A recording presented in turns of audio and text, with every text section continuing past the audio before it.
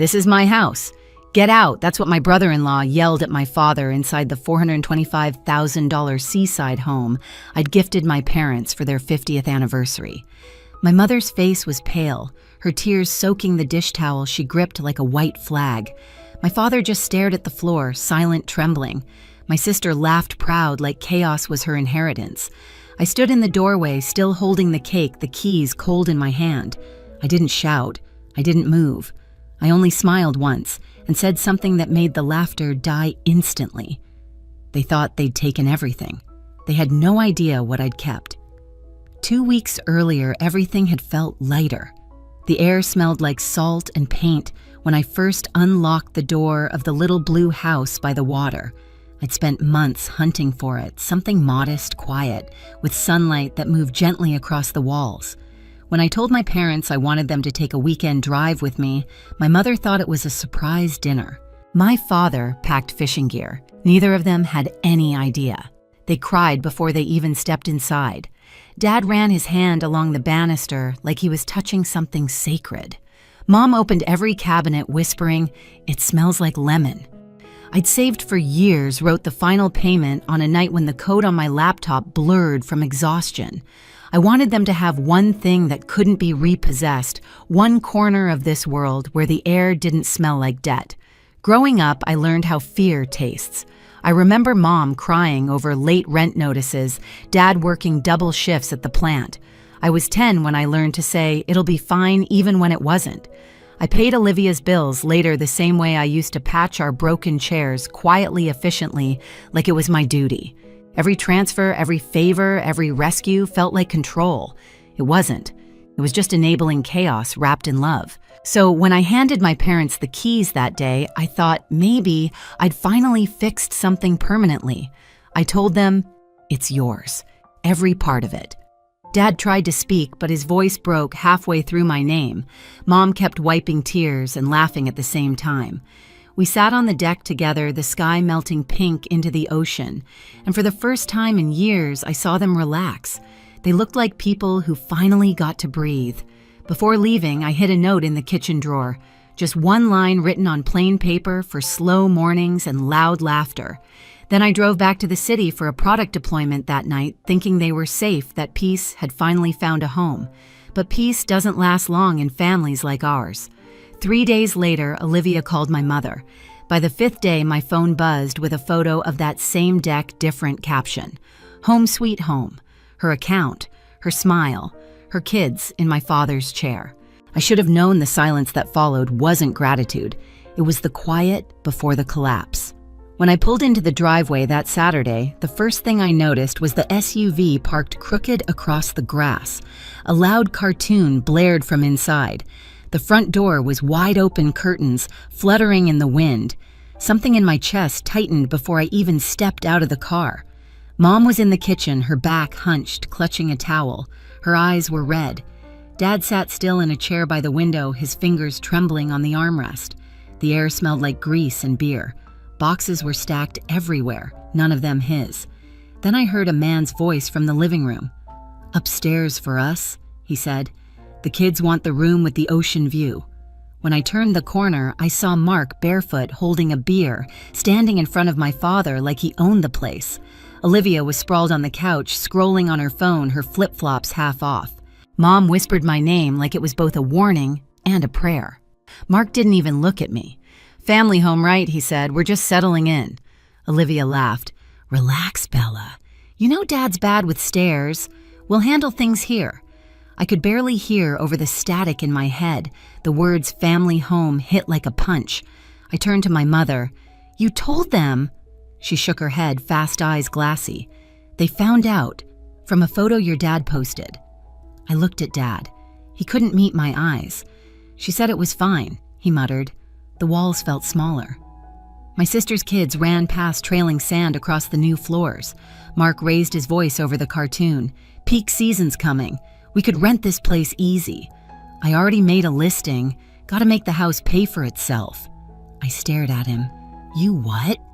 He grinned. "Don't be weird, Bella. It's family money. Family house." Mom tried to speak her voice paper thin. "They just need a few days. A few days." That was always the phrase before everything turned into years. I wanted to scream, to throw them out, to remind everyone whose name was on the deed.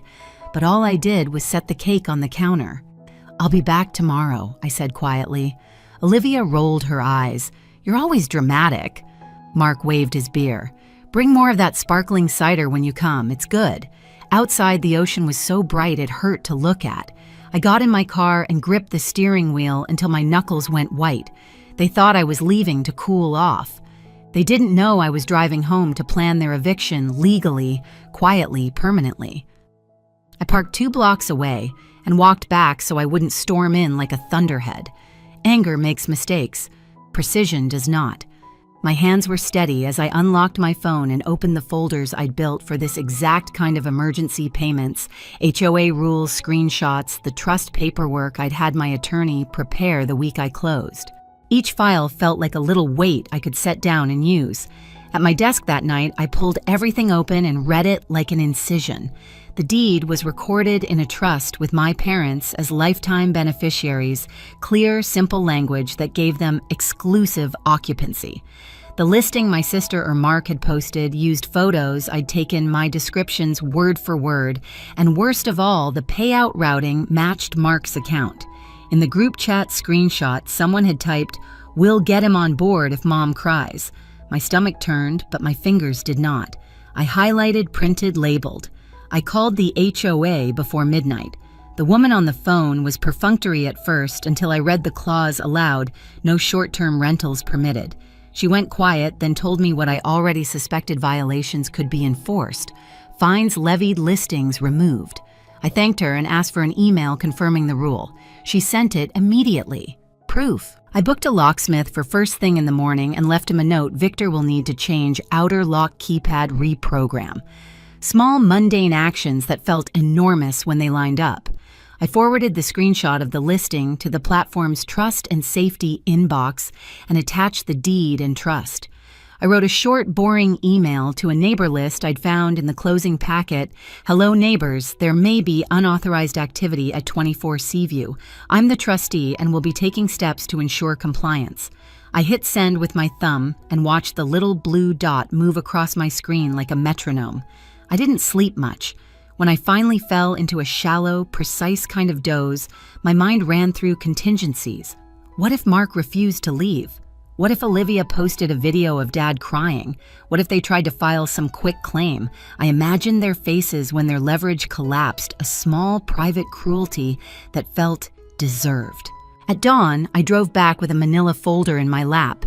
It held 5 things: the recorded deed, the trust instrument, a color screenshot of the Airbnb listing, the forwarded chat log where Olivia admitted the plan, and a printout of the HOA clause. The folder smelled faintly of printer ink and coffee, which somehow steadied me more than any pep talk could. When I walked up the path, the house looked the same as the day I had left it. Blue paint, white deck, 2 palm shadows leaning over the railing. Inside, there was a new soundtrack, a cartoon theme looping a child's giggle, the clink of beer cans. Mark waved a hand at me like I was an uninvited extra. Olivia's laugh sliced the air. My mother's face folded in on itself. I didn't raise my voice. I set the folder on the coffee table and arranged the pages with the care of someone setting a surgical tray. "Everyone to the living room," I said. Not loud, not dramatic, precise. The kids paused. The dog cocked its head. Mark's grin faltered like someone pushing against a surface and finding it has become glass. "This is my house. Get out!" Mark's voice bounced off the walls as I stood by the mantel, the folder of documents in my hands. My father's shoulders slumped. My mother's face was wet and small. Olivia smirked from the couch legs, crossed, phone in hand. I laid the first page on the coffee table. "Deed," I said, tapping the header. "Recorded last week, property owned by the trust I established, lifetime beneficiaries Sam and Ruth. They have exclusive occupancy," Mark scoffed. "Big words. It's family property." "Wrong," I said evenly. "It's theirs, not yours, not mine." "Theirs." I set the second document beside it. "Trust instrument, I'm trustee. My legal duty is to remove anyone who interferes with their peace." Olivia's voice turned sweet. "We're helping. Dad can't handle stairs. We're just settling in," I cut in. I dropped the next page, a printed screenshot. Your listing. Entire home. Oceanfront. Booked weekends through August. Payout to Mark's account. Mom gasped. My father closed his eyes. Mark's jaw tightened. You're not here half the time. It's only fair. This isn't fairness, I said. It's theft dressed as family. Olivia's tone sharpened. Don't be dramatic. I flipped the next page. Text messages filled the sheet. Her line in gray, we'll get her to cave if Mom cries. Mark's response, peak season, baby, free money. Silence cracked open the room. Mom stared at the paper like it might explode. I placed the final page. HOA rules, no short-term rentals, violation already reported. The TV cartoon went mute. Even the air stopped moving. Mark leaned closer, beer in hand. Or what you'll call the cops on your own family, or I'll fulfill my duty as trustee, I said. I set my phone on the table, screen up. Here's the drafted email to the HOA board. Here's one to the county recorder. Another to the rental platform listing link attached. And this, I pointed to the open text thread, is Victor the locksmith parked outside. A car door shut outside, crisp and calm. Olivia paled. You wouldn't dare. Mom looked at me trembling. Bella, do what you need to do. Permission. After years of excuses, she'd finally given it. Mark straightened, puffed his chest. You think paper scares me? No, I said. Reality does. He lunged to grab the documents. I moved them aside without breaking eye contact. Don't touch my work, he sneered. Your work is money. My work is protecting them. Olivia's voice cracked. You're humiliating us. You did that when you posted Home Sweet Home from someone else's kitchen. I took a slow breath. Here's what happens next. You'll pack your things, delete the listing, refund every booking, apologize, and leave your keys here. Olivia laughed too high. Or what you'll throw us out, or Victor changes the locks in 5 minutes, I said. And you can film your tantrum in the driveway. The doorbell rang 3 cheerful chimes. The dog barked. That's him, I said. Mark turned toward the sound. Don't touch that lock. Victor stepped inside tool bag on his shoulder. Afternoon, you must be Bella. I nodded and handed him a paper. Authorization letter, trustee signature.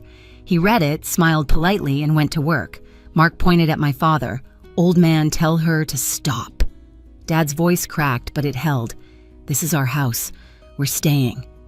Mom's hand slid into his. For once, she didn't apologize for it. Mark sputtered, You'll regret this, Bella. I regret enabling you for a decade, I said. This is correction, not cruelty. Olivia's kids had stopped moving, wide-eyed and still. Even the dog sat down. Keys, I said, holding out my hand. Mark slapped his on the table. Olivia tossed hers after a pause. Victor's drill whirred clean and final. A few clicks later, he appeared with the new keypad. Code's ready, who gets it? I looked at Dad. You pick. He whispered 4 numbers, his wedding month and year. Victor entered them, nodded, and handed me the instruction strip. I placed it in a folder labeled Happy Things on the entry table. Olivia watched, lips trembling. You could have just talked to me. I have been, I said. You just mistook silence for permission. Mark crossed his arms. We'll see you in court. You won't, I said. Because I'll see you first, he glared. You think you're clever. No, I said. Just prepared. Outside, Victor packed up his tools. All done, he said softly. Old keys won't work anymore. Thank you, I replied. Mom sank into a chair, shaking. I didn't want to choose sides, she whispered. You didn't, I said. You stopped pretending there weren't any. She nodded slowly. My father's hand rested on hers, steady now. The air changed. The cartoon flicked off. Wind whispered through the open deck door. For the first time since I'd walked in, the house exhaled. Mark and Olivia carried boxes down the stairs, muttering threats about lawyers and loyalty. On the porch, Olivia paused, eyes glossy. You think this ends here? No, I said. It ends when you stop taking what was never yours. She blinked, turned and walked toward the SUV. The dog jumped in after the kids. Mark slammed the door and peeled out tires scraping gravel. When the sound faded, the house seemed to settle into its bones again. The ocean breathed. The windows sang softly in the wind like they were remembering what calm sounded like. Mom poured tea, her hands trembling less now. "I didn't want you to see this side of her," she said. "I needed to," I answered. "Boundaries don't exist until someone crosses them." Dad looked at me over his cup. "I should have said something sooner." "You did," I said. "You called me. That was enough." I opened my laptop, forwarded the HOA confirmation, and canceled the illegal bookings myself, everyone with a short note. Listing removed by owner. Refund issued. I typed a neighbor letter. "You may have seen extra cars. Confusion resolved. No rentals moving forward." When I finished, I felt lighter, not triumphant, just clean. Mom sliced the cake I'd brought, the one that had waited through the entire confrontation. She laughed once at the absurdity of it, then handed me a plate. We ate quietly. The icing was lemon and sugar, sharp and sweet. My phone buzzed a notification from the platform confirming the listing's removal, followed by one from the HOA acknowledging compliance. The last message was from Olivia, "You made Mom cry." I deleted it without opening. Dad looked out the window at the water, his profile soft against the glass. "It's finally quiet," he said. I nodded. "That's how love should sound." He smiled faintly. "We'll get used to that." As the sky dimmed to a deep gold, I slipped the documents back into the folder labeled Boring Armor. Because boring, I'd learned, is the opposite of chaos, and that's how peace stays. Outside, the waves rolled in, steady and slow. Inside, my parents breathed in sync with them, safe in the home I'd built, guarded by boundaries that finally held. The next morning, sunlight spilled through the windows, quiet and steady. The house smelled like toast and ocean salt. My father sat on the deck with his coffee legs crossed, reading the paper he hadn't touched in years. My mother hummed softly while watering the plants I'd brought the day before. For the first time in a long time, peace didn't feel fragile. It felt earned. Online, the storm came and went. Olivia's posts about betrayal and greedy siblings lost traction. The platform banned her account. The HOA issued her a warning letter. When she texted a demand for emotional damages, I didn't reply. Weeks passed. Mom sent me a photo of her feet on the deck rail, pink toenails glinting in the sun. Dad called to say he'd finally slept through the night. That was all I needed. One evening, my niece Mia messaged me, "Grandma looks happy there." I typed back, "Come visit with her permission. No bookings, just pancakes." Sometimes victory isn't loud. It's the quiet after the storm, the sound of locks clicking, of love staying exactly where it belongs. A month later, I drove back to the coast. The house glowed in the evening light, calm and alive again. Through the window, I saw my father reading glasses sliding down his nose. My mother sat beside him, a puzzle spread across the table, her laughter mixing with the ocean breeze. I didn't go in. I just stood there, listening to the sound of peace I'd fought for. Here's what I know now. Love isn't covering chaos with kindness. It isn't letting people steal under the excuse of family. Love is a house with working locks, paperwork that holds, and parents who can breathe easy. If you've ever had to protect someone you love from their own family, tell me in the comments. And if this story hits somewhere deep, hit subscribe. There are more stories like this of betrayal, boundaries, and the quiet revenge that finally sets you free.